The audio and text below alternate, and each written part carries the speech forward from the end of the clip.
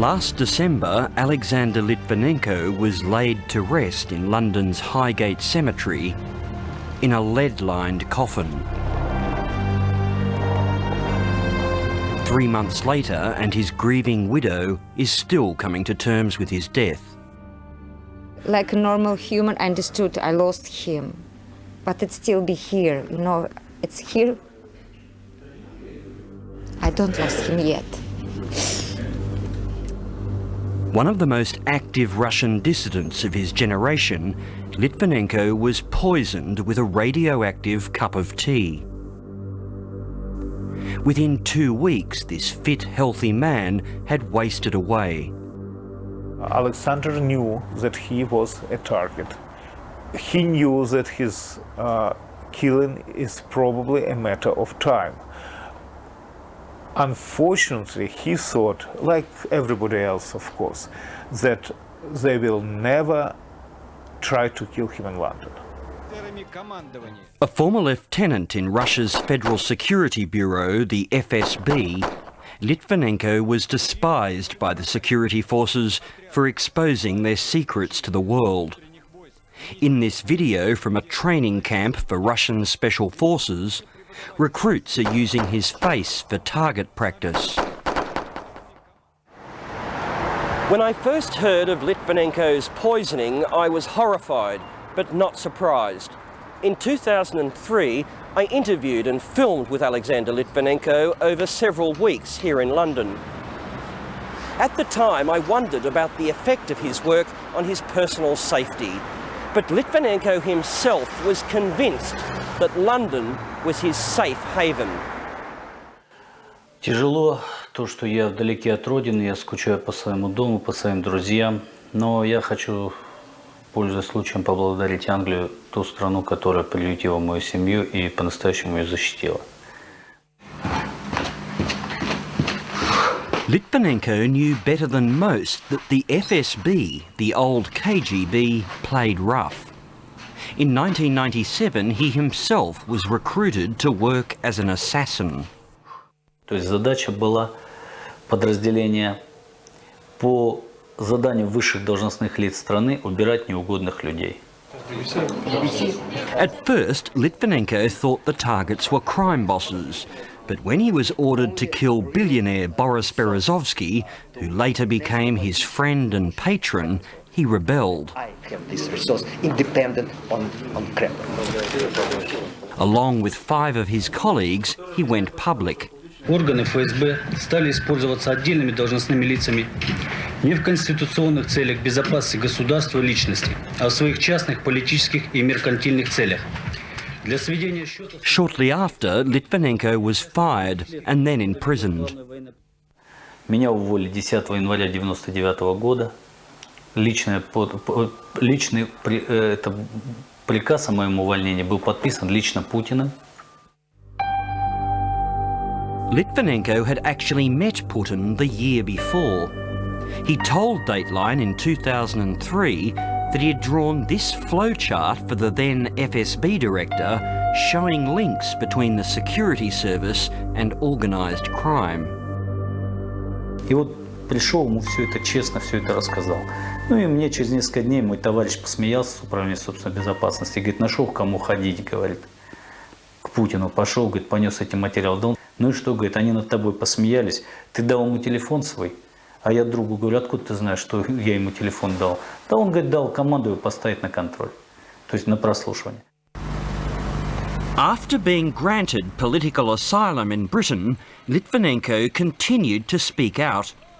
He accused the FSB of orchestrating a series of bombings in 1999 that killed almost 300 people and were blamed by the Kremlin on Chechen separatists.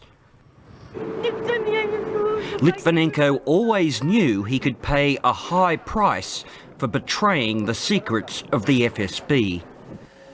При этом, чтобы меня оставили в покое, я должен покаяться, отказаться от своих слов и покаяться, сказать, что извините, я так больше не буду делать. То есть я не буду выступать против системы. То есть я не буду говорить правду. И это в лучшем случае. В худшем случае меня бы просто убили. подъезде. It was the worst-case scenario that came to pass late last year. А как он умер? Ведь он умер-то. Walter Litvinenko watched his son die. Да страшно, все органы поражены. У него губа была прокушена. Такую боль.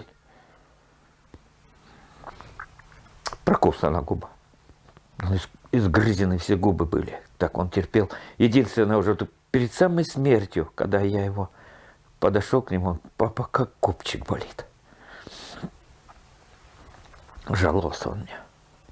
Я руку подложил, там поднимается, но медленно. Я руку подложил, его поддерживаю. И пошло у него, и глаза остановились. Within hours of his death, a family friend, Alex Goldfarb, read out an extraordinary letter that Litvinenko had written to President Putin from his deathbed. You have shown yourself to be as barbaric and ruthless as your most hostile critics have claimed. You may succeed in silencing one man, but the howl of protest from around the world will reverberate, Mr. Putin, in your ears for the rest of your life. Те люди, которые сделали это, не Господь Бог, а господин Литвиненко, к сожалению, не Лазарь. И очень жаль, что даже такие трагические события, как смерть человека, используются для политических провокаций. Until a few hours before he died, the doctors at London's University College Hospital had no idea what was killing Litvinenko. But when his urine was tested at Britain's atomic weapons establishment, they found polonium. This material is 64,000 times more radioactive than plutonium, but produces the same type of radiation.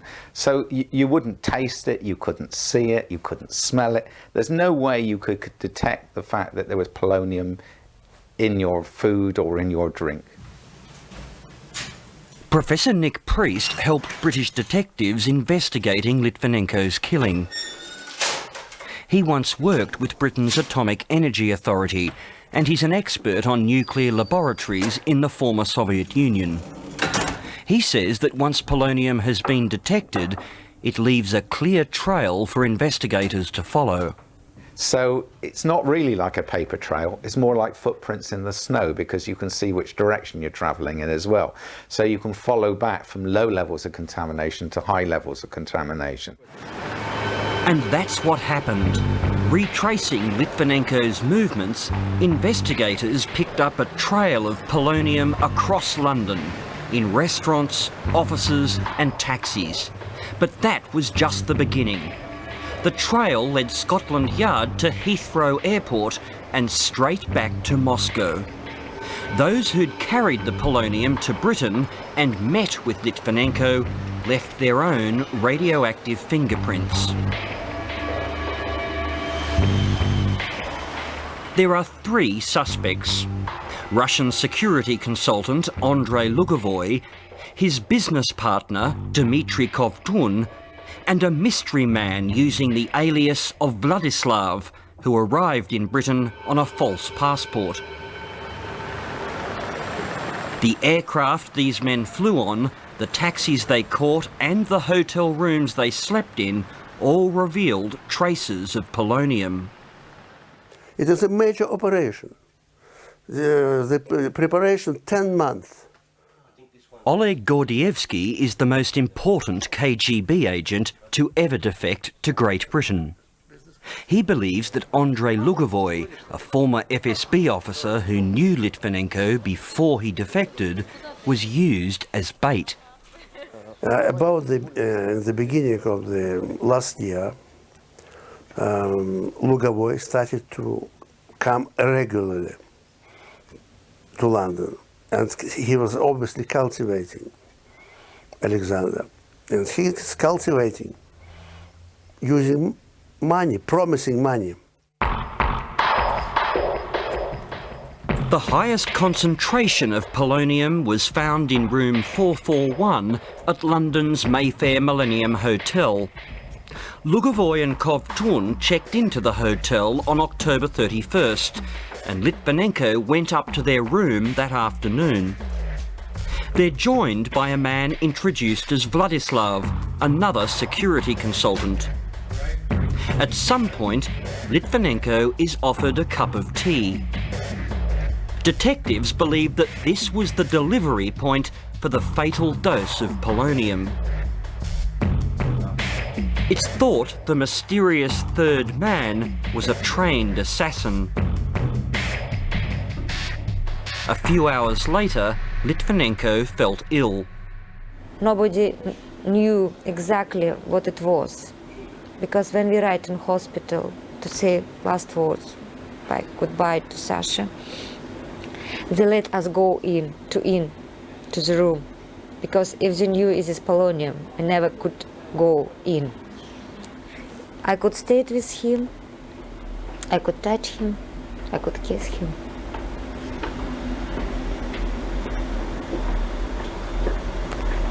I'm very sorry, Marina. I'm really sorry. It's okay. It will be with me. No problem.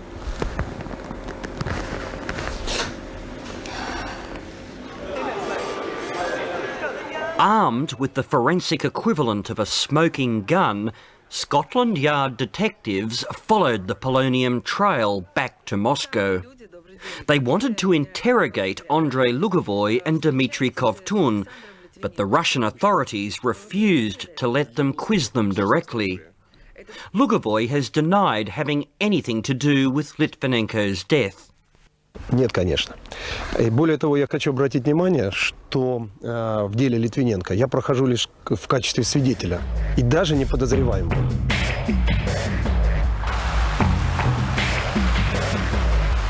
I've also followed the polonium trail to Moscow. I'm on my way to meet an investigative journalist who's followed the case closely. Igor Korolkov writes for Novaya Gazeta, a newspaper that's highly critical of the Kremlin and its secret services. То, как власти без особого желания идут навстречу Скотланд-Ярду в их расследовании на территории России, тоже наводит на мысль о том, что эти люди дороги нам. Korolkov believes Lugovoi was chosen for an assassination plot because he was trusted by Litvinenko as well as by his friend, exiled Russian billionaire Boris Berezovsky. Они могли верить ему. Они могли подойти настолько близко, что могли, вот он мог подложить человеку в чай все что угодно. In 2001, a few years after he quit the FSB, Lugovoi found himself in jail. It was a serious matter, but Lugovoi was mysteriously released early. Igor Korolkov suspects Lugovoi struck a deal with his former masters at the FSB in which he agreed to go back to work. То вполне возможно, что вот истоком, вот началом пути его к Литвиненко была именно камера следственного изолятора. The authorities in Moscow not only refused Scotland Yard access to Lugovoi, they denied that the polonium had come from Russia. In fact, almost all of the world's polonium comes from here, the Mayak nuclear industrial plant at the town of Chelyabinsk 65. It remains one of Russia's most tightly guarded secrets. The spokesman for Russia's nuclear program says polonium is only produced for export to the US. So there is no polonium left over that is kept in some special storage facility? Nothing at all? Ну нет, то есть никакого склада, никакого там запаса нет. Sergei Novikov says all of Russia's polonium can be accounted for, and security at the Mayak plant is watertight. In fact, it's overseen by the very organisation accused of killing Litvinenko. Естественно, что безопасность, в том числе информационная, промышленная, технологическая, обеспечивается всем комплексом правоохранительных органов, включая и названную вами Федеральную службу безопасности. Incredibly, the Kremlin has suggested that Litvinenko himself supplied the polonium that killed him. Более того, вот я вам могу сказать свою личную точку зрения, которая основана на мнении моих многих коллег, работавших в спецслужбах. Andrei Korolkov is a former FSB colonel turned politician who's regarded as a mouthpiece for Russia's secret services. He says Litvinenko was involved in smuggling radioactive material so that Chechen separatists could build a dirty bomb. Вполне возможно, что шла подготовка либо продажи радиоактивных материалов, либо могла идти подготовка к созданию так называемой грязной бомбы. Это не миф, это реальность сегодня. Может быть, он стал жертвой вот этой операции. The theory that Litvinenko was some sort of nuclear terrorist is typical of the official reaction to this case in Russia. But although such theories might muddy the waters, the polonium trial still clearly points to Russia and its secret services. All the evidence was crying that this was designed in Russia. In the late 50s, Stanislav Lekarev worked in a top-secret KGB poisons laboratory. But we had this laboratory since the time of Lenin. From the 1924, the laboratory exists, secret laboratory, which was creating the poisons which can kill the people, and the deaths will look like natural deaths.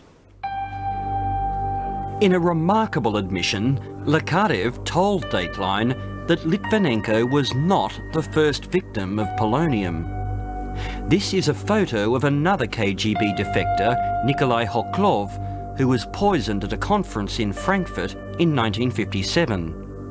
Until now, it's always been thought that thallium had been used, but Lekarev claims it was polonium. Polonium was used once in the case of Hoklov, not very successfully, because Hoklov was saved by the British physicians, but it was proved that this was a case of the Russian hands and the hands of KGB. But I wanted to follow up on more recent deaths with similar hallmarks to the Litvinenko case. Это Хаттаб, да? Это Хаттаб, это банкир Кивелиди, это Цепов, это журналист Дима Холодов, это Литвиненко, это Яндарбеев. А это люди, которые причастны. Since Litvinenko's murder, Igor Korolkov has been writing about the possible links between that killing and other unsolved deaths. One was the death of Russian MP and fierce Kremlin critic Yuri Shchekochikhin, who apparently died from radiation poisoning. Another was that of businessman Roman Sepov, who was also struck down with a mystery illness. Мне удалось узнать, что от человека, который знакомился с актом вскрытия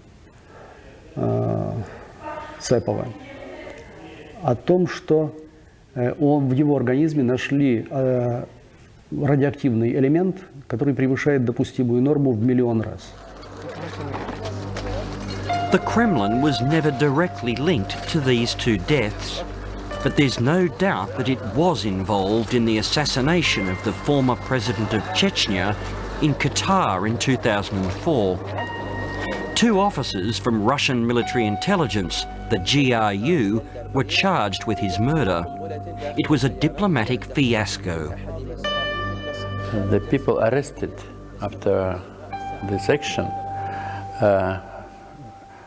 said that they have got the explosive device through the diplomatic post, which means that Russia is using terrorism as a state policy. In a secret deal with Qatar, the GRU agents returned to Russia to serve their sentence there, but as soon as they arrived home, they were set free. The GRU agents returned to Moscow to a private hero's welcome. Until that time, the GRU was the only state organ authorised to perform political assassinations overseas. But the bad publicity from Qatar did little to quell Russia's appetite for revenge, and in 2006 the Russian Duma here behind me passed a new law, giving the FSB, the Federal Security Bureau, the same legal status, the right to track down and kill Russia's enemies abroad. Litvinenko's wife says he was worried about the new law, but he was even more rattled in October last year by the murder of a friend. High-profile journalist Anna Politkovskaya was gunned down as she returned home to her Moscow apartment. She had exposed crime and corruption in Chechnya, as well as atrocities committed by Russia's special services.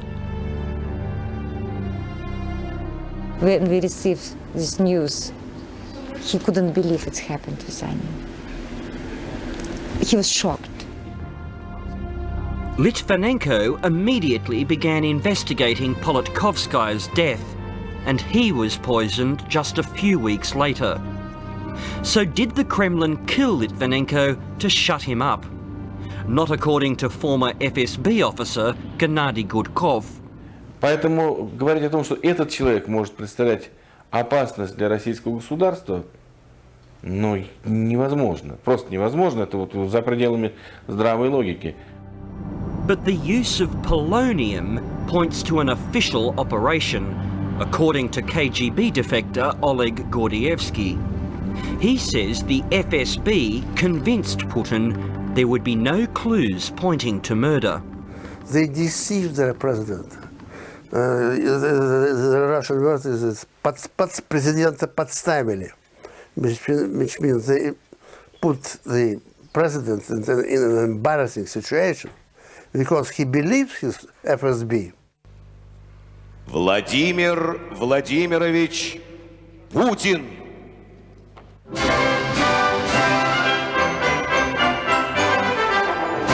But many believe that beyond the president, a far more powerful force exists in Russia. The murders of many Kremlin critics are often collectively blamed on a force known as the siloviki. The term siloviki refers to Russia's security elite, the FSB, the GRU, military generals, police commanders and special forces. Traditionally, they're regarded as anti-democratic, hell-bent on keeping Russia under their tight control and influence. Now, with the presidential elections looming, some commentators believe that the killing of Alexander Litvinenko is proof that the siloviki are asserting their authority and sending a message that when it comes to the control of the Kremlin, there's no room for negotiation. The FSB is now controlling the whole country. FSB is now controlling Russia. And this is the first time in the recent history when the Secret Service are ruling the country. This is a completely new phenomenon. This never happened before. A recent survey showed that 78% of MPs and senior public servants previously worked for the intelligence or security services. And Vladimir Putin's recently anointed successor, Sergei Ivanov, is the former deputy director of the FSB. When Litvinenko met Putin in 1998, he described the nexus he saw between government, the security services and organised crime. 8 years later, the Kremlin's most outspoken critic was finally silenced. Good luck. Take care. Maybe pain is not so sharp how it was before. Maybe it became just constant pain, like everyday memory. And just, you understand that spring is coming, but without Sasha, and like a new year without him. Тяжело говорить о Саше. Это был хороший, очень хороший человек. Не потому, что он мой сын был. Потерял я бриллиант души.